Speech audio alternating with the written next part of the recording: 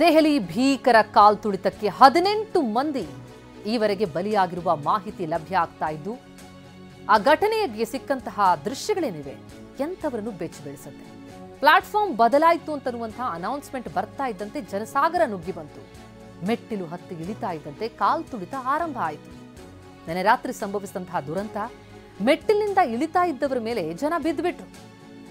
ಸ್ಥಳದಲ್ಲೇ ಉಸಿರುಗಟ್ಟಿ 15ಕ್ಕೂ ಹೆಚ್ಚು ಮಂದಿ ಮೃತಪಟ್ಟರೆ ಇನ್ನುಳಿದವರು ದಾರಿ ಮಧ್ಯೆ ಸಾವನ್ನಪ್ಪಿದ್ದಾರೆ. ಒಟ್ಟಾರೆ 18 ಜನ ಬಲಿಯಾಗಿದ್ದಾರೆ ಎನ್ನುವ ಮಾಹಿತಿ. ಚೆಲ್ಲಾಪಿಲ್ಲಿಯಾಗಿ ಬಿದ್ದಿವೆ ಮಕ್ಕಳು, ಮಹಿಳೆಯರ ಮೃತದೇಹ. ಒಟ್ಟಾರೆ 18 ಮಂದಿ ಈ ಕಾಲ್ತುಳಿತಕ್ಕೆ ಬಲಿಯಾಗಿರೋ ಮಾಹಿತಿ ಇದೆ.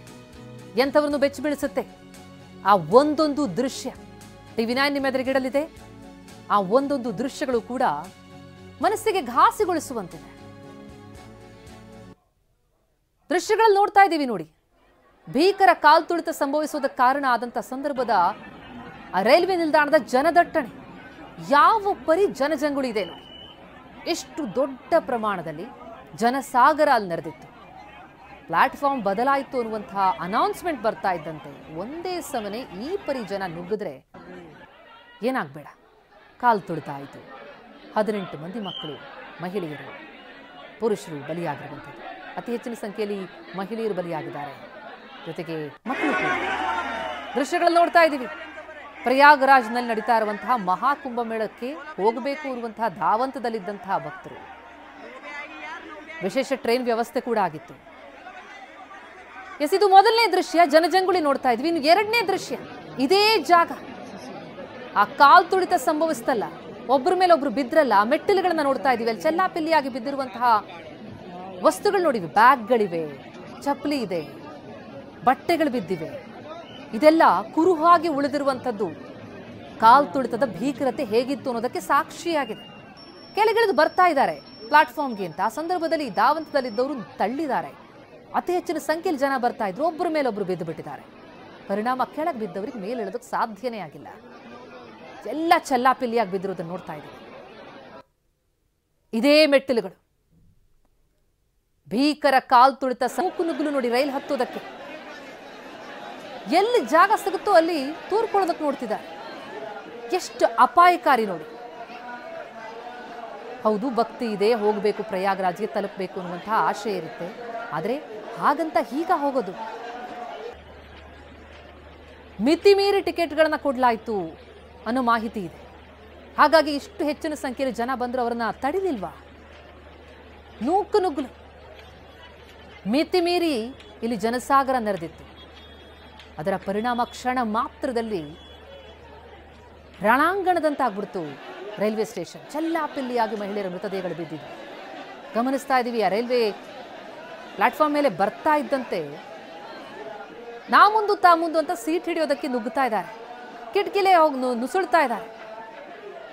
ಒಂದು ಕ್ಷಣ ಎಲ್ಲಾದ್ರೂ ಕಾಲ್ ಜಾರಿದ್ರೆ ಮತ್ತಷ್ಟಪ್ಪ. ನೋಡಿ 6ನೇ ದೃಶ್ಯ. ಪಾಪ ಪುಟ್ಟ ಕಂದಮ್ಮ, ಅದರ ಪೋಷಕರು ಕಣ್ಮರಿಯಾಗ್ಬಿಟ್ಟಿದ್ದಾರೆ. ಎಲ್ಲಿ ನನ್ನ ಅಪ್ಪ ಅಮ್ಮ ಅಂತ ಹುಡುಕ್ತಾ ಇದೆ ಆ ಕಂದಮ್ಮ. ಒದ್ದಾಡ್ತಾ ಇರುವ ಮಗುನ ಆ ದೃಶ್ಯ ನೋಡಿದ್ರೆ ಎಂತವರ ಕರುಳು ಚುರುಕನ್ನತ್ತೆ. ಆ ಕಾಲ್ತುಳಿತ ಸಂಭವಿಸ್ತಲ್ಲ, ಅದಾದ ಮೇಲೆ ಹಲವರು ಅಲ್ಲಿ ಮಿಸ್ ಆಗ್ಬಿಟ್ಟಿದ್ದಾರೆ. ಹುಡ್ಕೊಂಡು ಹೋಗ್ತಾ ಇದೆ ಆ ಪೋಷಕರನ್ನ ಆ ಪುಟ್ಟ ಕಂದಮ್ಮ.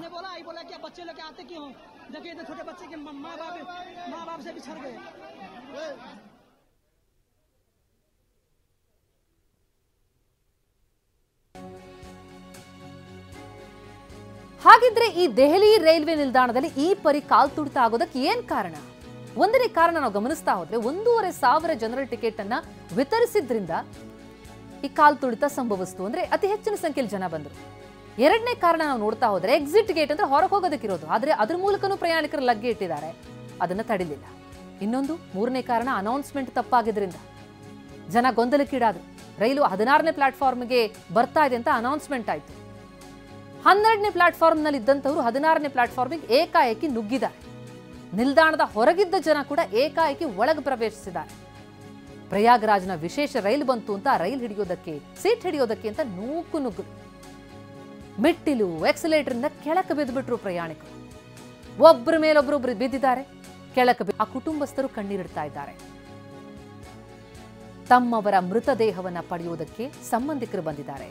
ಆಸ್ಪತ್ರೆ ಮುಂದೆ ಕಣ್ಣೀರು ಹಾಕ್ತಾ ಇದ್ದಾರೆ. ಜೊತೆಗೆ ಈ ಕಾಲ್ ತುಳಿತ ಹೇಗೆ ಸಂಭವಿಸಿತು, ಆ ಸಂದರ್ಭ ಹೇಗಿತ್ತು, ಆ ಭೀಕರತೆಯನ್ನ ಅದನ್ನ ಕಣ್ಣಾರೆ ಕಂಡಂತಹ ಪ್ರತ್ಯಕ್ಷದರ್ಶಿಗಳು ಆ ಭೀಕರತೆ ಬಿಚ್ಚಿಟ್ಟಿದ್ದಾರೆ.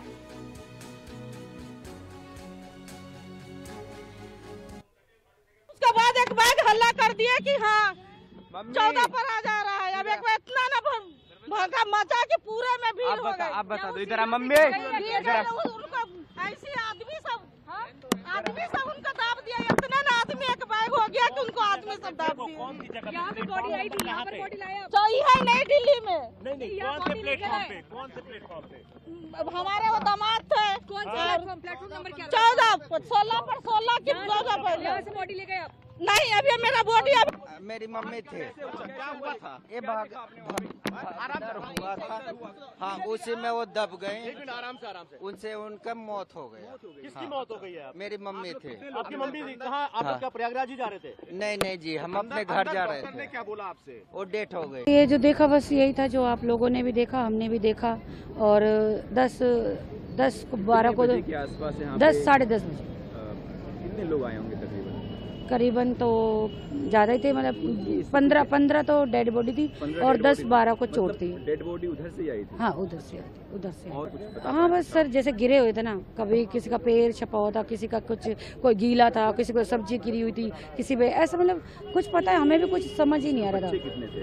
3 बच्चे जी सर। एडमिटों का तो सबका ही बन गया था लगभग एडमिट तो, पर उनको हड्डी वार्ड में भेज दिया है, पर अभी उनका डिस्चार्ज हुआ है नहीं हुआ। स्टेशन पे था, हम लोग 12 लोग करीब जा रहे थे, कहाँ जा रहे थे? कुंभ के लिए जा रहे थे, प्रयाग के लिए। लेकिन हम से जाने ये रात को 10:10 की ट्रेन थी, प्रयाग एक्सप्रेस। लेकिन हम तो प्लेटफार्म तक पहुंच ही नहीं पाए, पहले ही जीने पर ही डेथ हो क्या गई। हुआ एग्जैक्टली वहाँ पे? जीने पे सर नीचे से उतर रहे थे तो पीछे से भीड़ आई, तो भीड़ में जो आगे कुछ गिरे होंगे लोग, उसमें दब गए वो। भीड़ मतलब क्या अचानक से धक्का देने लगी क्या? हाँ, धक्का थी, भीड़ बहुत ज़्यादा थी सर, बहुत ज़्यादा भीड़ थी, और उसी भीड़ में वो दब गए। निकले क्या हम तो, जैसे मैं तो जस्ट 2 मिनट पहले नीचे उतरा था जीने से, ये और वो फंस गई थी, ये मेरी छोटे वाले भाई। इतनी भीड़, मैंने सन 81 से रेलवे में भर्ती हूँ, यहाँ पर कुली का काम कर रहा हूँ। मैंने ऐसी भीड़ कभी ज़िंदगी में नहीं देखी। तो ये अनसा हुआ, प्रयागराज स्पेशल भेज रहे थे ये लोग, उसको 12 नंबर से चेंज 16 नंबर कर दिया। तो 12 नंबर की पब्लिक 16 पे आई, और बाहर की पब्लिक जब 16 पे जाने लगी तो एकदम बच गई पब्लिक। एस्केलेटर और जीने पे पब्लिक गिर गई। कुली भाइयों को ठीक पड़ा, कुली भाई दौड़ के आए, पूरे कुली भाइयों ने रास्ता ब्लॉक किया, ब्लॉक करके पब्लिक को रोक के और लाश निकाली। हमने खुद ने एम्बुलेंस में लोड की। अच्छा, आपने लाशें खुद निकाली हैं? खुद निकाली है सब। कितनी लाशें निकाली आपने? 15 हमने लोड किए, और आगे पता नहीं है, 15 हमने लोड किए। तो किस तरह का मंजर था कि आपने जो देखा होगा? अरे साहब, खाई जूता पड़ा, खाई कपड़ा पड़ा, पब्लिक भच गई, एकदम दब गई नीचे पब्लिक दब गई एकदम। देखिए, वो दो ट्रेन्स का डिले होना और कुछ एक्स्ट्रा क्राउड और पैसेंजर का फुटबॉल, उसके कारण ऐसी सिचुएशन हुई कि थोड़ी सी गैदरिंग ज़्यादा हो गई इन कम स्पेस में, तो उसमें कुछ लोग इंजर हुए। अभी एज ऑफ नाउ जो मोस्ट इंपॉर्टेंट पॉइंट है, as of now situation is under control. एक 10-15 मिनट के उसमें गैप में कुछ ज़्यादा ही क्राउड के कारण सिचुएशन अंडर कंट्रोल हुई। उसमें एक स्पेशल ट्रेन की अनाउंसमेंट हुई, उसमें लोगों को लगा कि वो स्पेशल ट्रेन पकड़ लें। उस स्पेशल ट्रेन को पकड़ने के लिए लोग फुटओवर ब्रिज की तरफ गए, सीढ़ियों से लोग ऊपर से नीचे भी आ रहे थे, नीचे से ऊपर जा रहे थे, और जब एक्सेस मिसमैनेज हुआ तब ये सिचुएशन। देखिए, वो